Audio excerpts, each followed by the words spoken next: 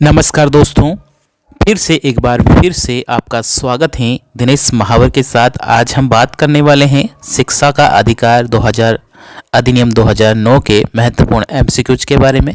बहुत ही important topic हैं और इस टॉपिक से क्वेश्चन बहुत ज़्यादा पूछे जाते हैं। सभी एग्जाम में क्वेश्चन पूछते हैं। यहाँ पर रीट में भी बहुत सारे यहाँ पर 5 से 6 क्वेश्चन यहाँ पर आने रहते हैं, ठीक है।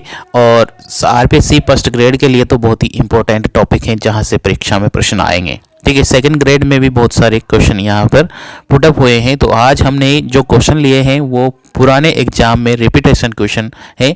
जो पुराने एग्जाम के अकॉर्डिंग कितने क्वेश्चन किस एग्जाम में आए हैं यहाँ पर देखने वाले हैं। तो सबसे पहला क्वेश्चन हमारे सामने आया है। पहला क्वेश्चन हमारे सामने है कि भारत के संविधान के किस अनुच्छेद के तहत 6 से 14 वर्ष के बच्चों के लिए निःशुल्क एवं अनिवार्य शिक्षा का प्रावधान किया गया है। ये स्कूल व्याख्याता संस्कृत शिक्षा 2020 में ये परीक्षा में आया हुआ क्वेश्चन है। ऑप्शन आपके सामने है। ऑप्शन 1 है 44, ऑप्शन बी है 48, ऑप्शन सी है 21A, ऑप्शन डी है 50, ठीक है, अनुच्छेद 50। तो इस क्वेश्चन का जो करेक्ट आंसर है दोस्तों वो हो जाएगा अनुच्छेद 21 क में लिखा है। अब इसकी व्याख्या देखते हैं। सभी क्वेश्चनों की यहाँ पर महत्वपूर्ण व्याख्या की गई है और बहुत ही अच्छे यहाँ पर। तो व्याख्या सबसे पहले यहाँ पर सबसे इंपॉर्टेंट व्याख्या हम यहाँ पर करने वाले हैं। अनुच्छेद 21 क में 86वां संविधान संशोधन 2002 के द्वारा संविधान में एक नवीन अनुच्छेद 21 क जोड़ा गया था, जो यह उपबंधित करता है कि राज्य ऐसी रीति से जैसा कि विधि अनुसार बनाया गया 6 वर्ष से 14 वर्ष के बच्चों की सभी बालकों को निःशुल्क एवं अनिवार्य शिक्षा के लिए उपबंध करेगा, ठीक है। तो यहाँ पर आपको क्या ध्यान रखना है कि एक तो अनुच्छेद याद रखना है 21 क है, ठीक है। 21 क के अनुच्छेद 21 क में संविधान के लिखा है शिक्षा का अधिकार, जिसमें है 86वां संविधान संशोधन 2002 में ये जोड़ा गया था। और इसमें नवीनतम जो अनुच्छेद है 21 क, इस 21 क में इसका प्रावधान किया गया है। 6 से 14 वर्ष के बच्चों को ये निःशुल्क एवं अनिवार्य शिक्षा के लिए ये अनुच्छेद जोड़ा गया है। अब आगे देखते हैं और क्या है कि संसद ने निःशुल्क एवं अनिवार्य शिक्षा अधिकार अधिनियम 2009 पारित कर 6 से 14 वर्ष के बच्चों को शिक्षा का अधिकार के मूल अधिकार बना दिया गया है। इसके अलावा महत्वपूर्ण फैक्ट आपको ध्यान रखना है कि अनुच्छेद 44 में भी नागरिकों के लिए समान संहिता का प्रावधान किया गया है। अनुच्छेद 48 में भी कृषि और पशुपालन से संगठन से संबंधित है। अनुच्छेद 50 से कार्यपालिका और न्यायपालिका का पृथक्करण है। तो ये भी आपको इम्पोर्टेंट है, ये भी याद रखने हैं। संविधान के तौर पर ये क्वेश्चन आपको इम्पोर्टेंट बन जाएंगे, ठीक है। क्वेश्चन नंबर 2 है निःशुल्क एवं अनिवार्य शिक्षा का अधिनियम 2009 है और ये किया गया है, ठीक है। अब ये है लोकसभा के द्वारा, राज्यसभा के द्वारा या भारत की संसद के द्वारा, ठीक है। तो लोकसभा में पारित होने के बाद राज्यसभा में पारित हुआ और उसके बाद अंतिम रूप से इसे भारत की संसद के द्वारा पारित कर दिया गया है। अब इसकी व्याख्या देखते हैं। सबसे पहले तो इसका आंसर हो जाएगा 200 सी आंसर हो जाएगा, ठीक है। व्याख्या देखते हैं, बहुत ही महत्वपूर्ण है। 4 अगस्त 2009 को देश में 6 से 14 वर्ष के बच्चों के लिए निःशुल्क एवं अनिवार्य शिक्षा का मौलिक अधिकार बनाने के विधेयक में the right of children to free and compulsory education bill ये लोकसभा में पारित हुआ। यानी कि 6 पारित कब हुआ लोकसभा में? 4 अगस्त 2009 को ये पारित हो गया है। इसके बाद इसको राज्यसभा में पेश किया गया और राज्यसभा में इस बिल को पहले 20 जुलाई को पारित किया गया था। उसके उपरांत 26 अगस्त 2009 को राष्ट्रपति प्रतिभा देवी सिंह पाटिल के द्वारा अंतिम रूप से हस्ताक्षर करके 6 से 14 वर्ष की आयु के बच्चों को शिक्षा दिलाना केंद्र सरकार का संवैधानिक उत्तराधिकार बन गया है, ठीक है। अब यहाँ पर और भी फैक्ट जानकारी यहाँ पर आपको रखना है कि भारत के गणराज्य में 60वें वर्ष यानी कि 35वां अधिनियम संसद के द्वारा पारित किया गया है, ठीक है। तो ये 35वां अधिनियम है और ये 60 वर्ष के गणतंत्र के उपलक्ष्य में ये 35वां जो अधिनियम है वो संसद के द्वारा पारित किया गया है। यहाँ पर संसद का मतलब क्या है? संसद का मतलब है लोकसभा, राज्यसभा और राष्ट्रपति। अगर क्वेश्चन पूछ लिया जाए कि भारतीय संसद के कितने अंग हैं, ठीक है, तो संसद के 3 अंग हैं, लोकसभा, राज्यसभा और राष्ट्रपति। ठीक है, कितने सदन हैं? तो सदन अगर आपसे पूछा जाए तो 2 सदन हैं, लोकसभा और राज्यसभा। लेकिन अंग पूछा जाए तो कितने अंग हैं? 3 अंग हैं, लोकसभा, राज्यसभा और राष्ट्रपति। यानी कि इन तीनों से मिलकर हमारी संसद का निर्माण होता है। ठीक है, और ये पूरे भारत में जो शिक्षा का अधिकार है, पूरे भारत में 1 अप्रैल 2010 को लागू कर दिया गया है। ठीक है, 1 अप्रैल 2010 से ये अधिनियम लागू हो चुका है। ठीक है, तो राइट टू एजुकेशन 2009 ये 1 अप्रैल 2010 को पूरे भारत में लागू हो गया है। ठीक है, अगला क्वेश्चन लेते हैं, इंपॉर्टेंट क्वेश्चन है, कौन सी दिनांक एवं वर्ष में निःशुल्क एवं अनिवार्य शिक्षा बाल शिक्षा का अधिकार अधिनियम 2009 लागू किया गया है? ये भी स्कूल व्याख्याता 2022 के ग्रुप सी में पूछा गया क्वेश्चन है। और यहाँ पर तारीख है 9 फरवरी 2010, 16 फरवरी 2010, 1 मार्च 2010 और 1 अप्रैल 2010। जैसा कि अभी ऊपर डिस्कस कर चुके हैं कि 1 अप्रैल 2010 को ये पूरे भारत में, संपूर्ण भारत में लागू कर दिया गया है। ठीक है, तो यहाँ पर याद रखना है आपको, व्याख्या के तौर पर देख लीजिए कि धारा 1 के अनुसार यह कानून 1 अप्रैल 2010 को लागू हो गया है। ठीक है, आरटी 2009 की धारा 1 में ये प्रावधान उल्लेखित है। ठीक है, तो 1 अप्रैल 2010 को ये संपूर्ण भारत में लागू कर दिया गया है। अगला है, चौथा क्वेश्चन है, राज्य में निःशुल्क एवं अनिवार्य शिक्षा अधिनियम लागू करने की दृष्टि से किन नियमों का प्रथमतः निर्माण किया गया है और उसका शीर्षक रखा गया है? ये एचएम के एग्जाम 2011 में पूछा गया है।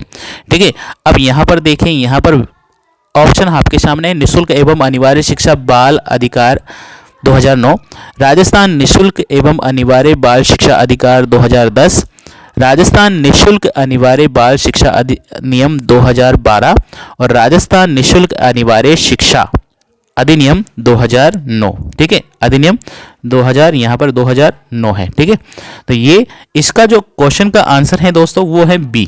ठीक है, कि अपना जो राजस्थान निःशुल्क अनिवार्य शिक्षा अधिकार अधिनियम जो नियम है वो 2010 में लागू हुआ है, इसलिए यहाँ पर इस क्वेश्चन का आंसर हो जाएगा बी। ठीक है, बी लागू गए 1 अप्रैल 2010 से। नेक्स्ट है, राजस्थान सरकार द्वारा नियमावली के प्रथम ड्राफ्ट 2010 प्रस्तुत किया गया था, लेकिन वास्तविक रूप से राजस्थान निःशुल्क अनिवार्य शिक्षा बाल अधिकार नियमावली 2011 बनाया गया है।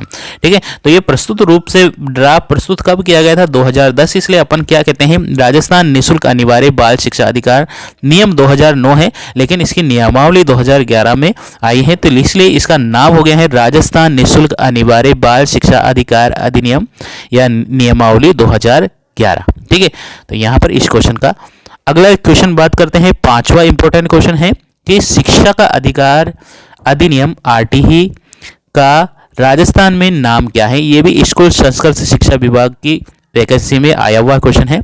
अब इसका नाम क्या है? जैसा कि हम डिस्कस कर चुके हैं ऊपर वाले क्वेश्चन में कि इसका जो नाम है वो है राजस्थान निःशुल्क अनिवार्य बाल शिक्षा का अधिकार अधिनियम 2009। तो इसका ये आंसर हो जाएगा, ऑप्शन नंबर 1 है, ऑप्शन नंबर बी और ऑप्शन नंबर सी, यानी कि ये इसका नाम है राजस्थान निःशुल्क अनिवार्य बाल शिक्षा अधिकार अधिनियम 2011। ठीक है, अगला क्वेश्चन हम देखते हैं, 6 क्वेश्चन, निम्नलिखित में से कौन सा राजस्थान राज्य के संदर्भ में आरटी एक्ट नियमों में सही नाम है?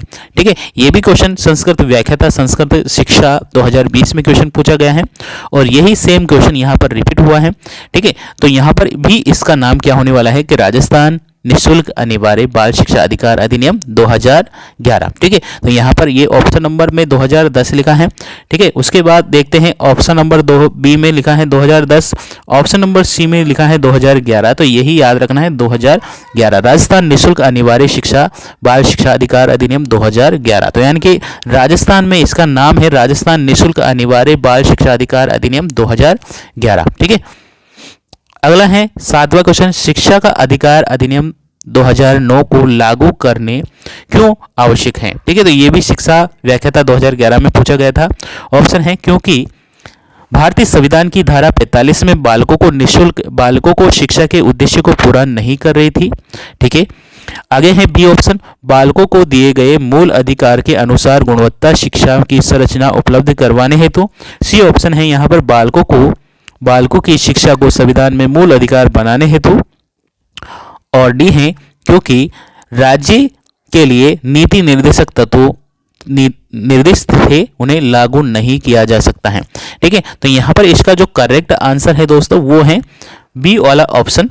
बी वाले ऑप्शन में है कि बालकों को दिए गए मूल अधिकार के अनुसार गुणात्मक शिक्षा की संरचना उपलब्ध करवाने हेतु यहाँ पर इसको लागू करवाया गया है। ठीक है, तो यहाँ पर इस क्वेश्चन का करेक्ट आंसर है।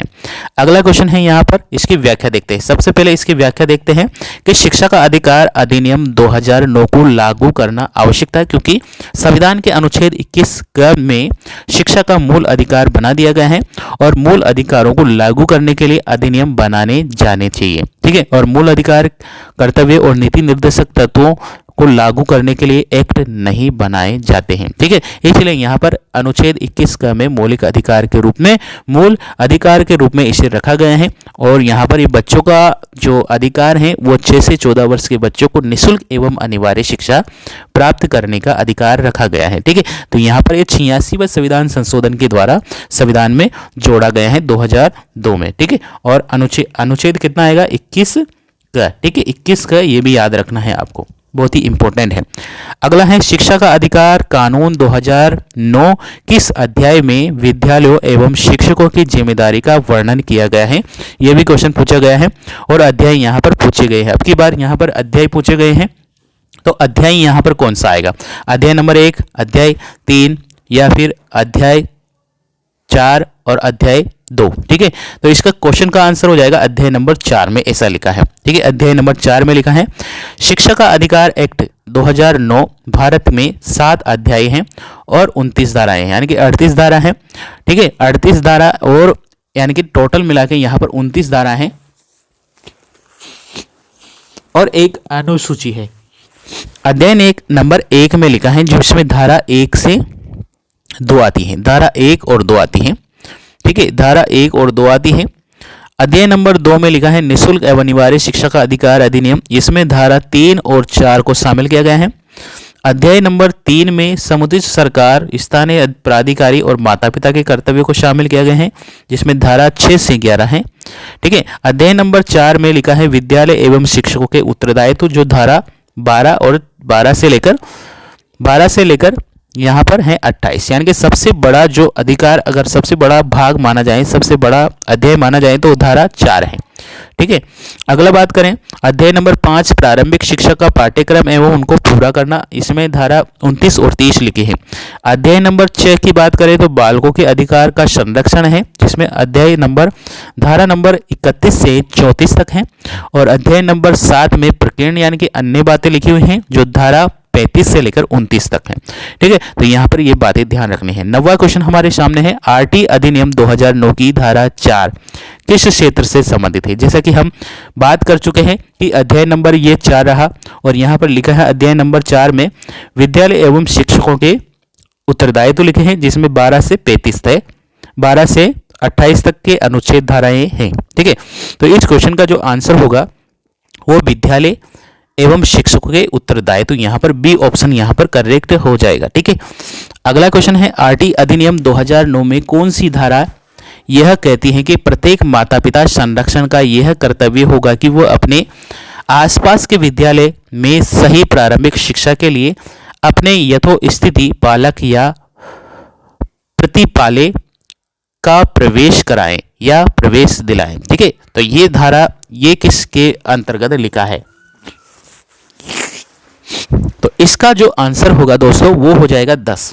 इसका जो आंसर होगा वो हो जाएगा 10, कि इस धारा में 10 धारा में लिखा है, क्या लिखा है कि प्रत्येक माता पिता या अभिभावकों का यह कर्तव्य है कि वो अपने आसपास के विद्यालय में प्रारंभिक शिक्षा के यथास्थिति बालकों को या अपने प्रतिपाले यानी कि अपने जो आपने जो बालकों को गोद लिया है, ठीक है, उनको प्रवेश दिलाना है। ठीक है, ये धारा 10 में लिखा है। अब धारा 10 की इसकी व्याख्या देखते हैं। धारा 6 में लिखा है समुचित सरकार एवं स्थानीय विद्यालयों के स्थापित कर्तव्य है। धारा 8 में समुचित सरकार के कर्तव्य है।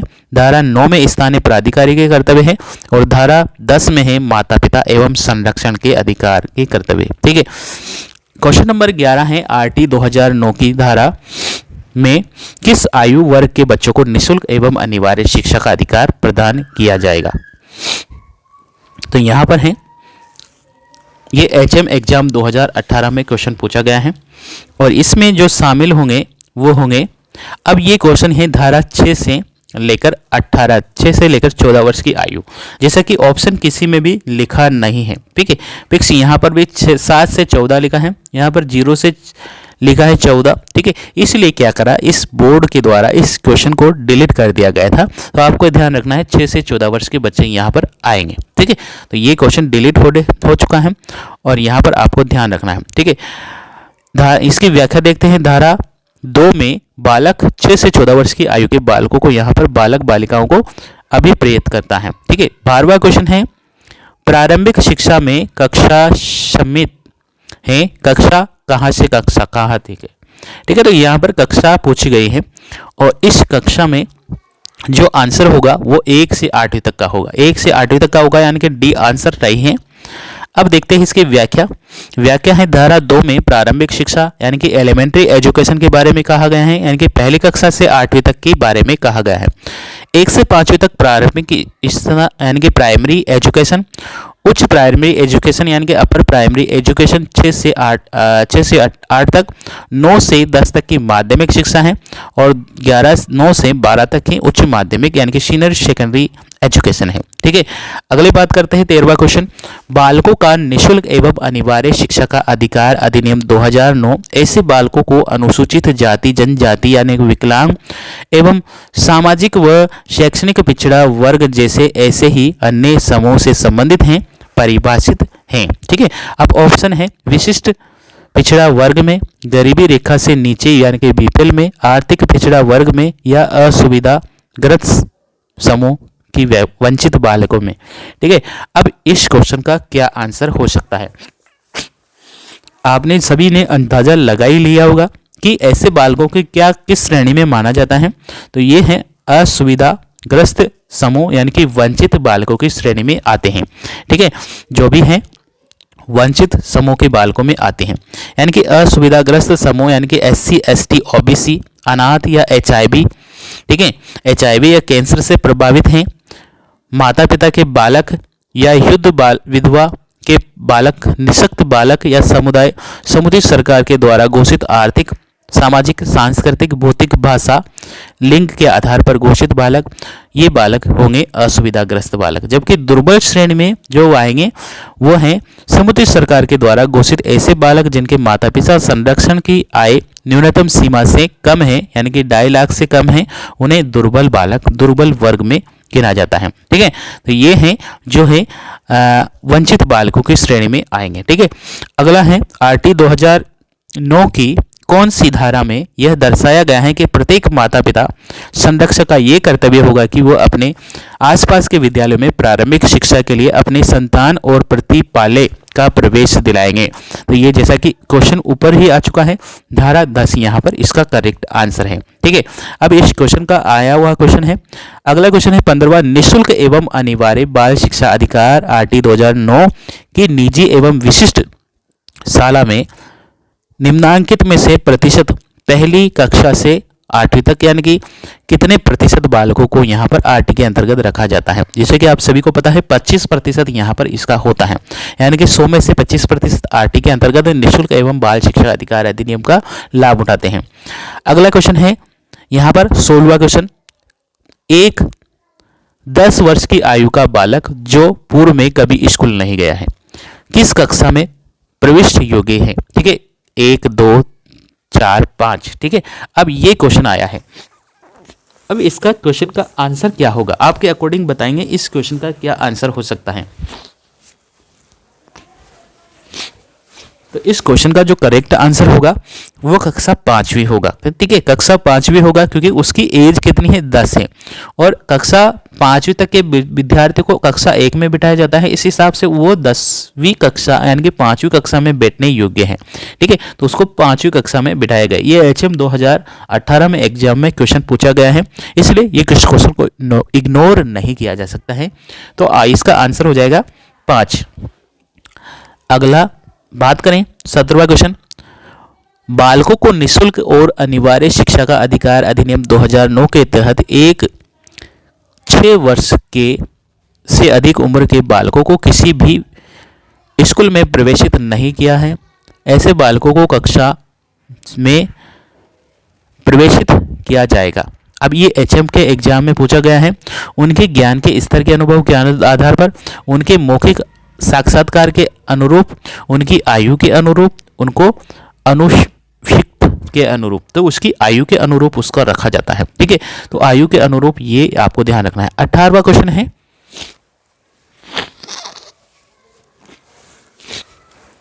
18वां क्वेश्चन है, बालकों का निःशुल्क एवं अनिवार्य शिक्षा अधिकार अधिनियम 2009 संशोधन 2019 के अनुसार एक बच्चे को प्राथमिक शिक्षा पूर्ण होने तक किसी भी कक्षा में पीछे ले जाने का निर्णय लेने हेतु कौन सा सक्षम है। ठीक है, कौन सा सक्षम है। अब यहाँ पर इस क्वेश्चन का जो आंसर है वो आपको अंदाजा लगा लेना है कि क्या इसका आंसर होगा। पहला ऑप्शन है राष्ट्रीय सलाहकार परिषद, सेकंड है बाल अधिकार संरक्षण आयोग, सी ऑप्शन है समुचित सरकार, और डी ऑप्शन है राज्य सलाहकार परिषद। तो इसका हो जाएगा जो आंसर है,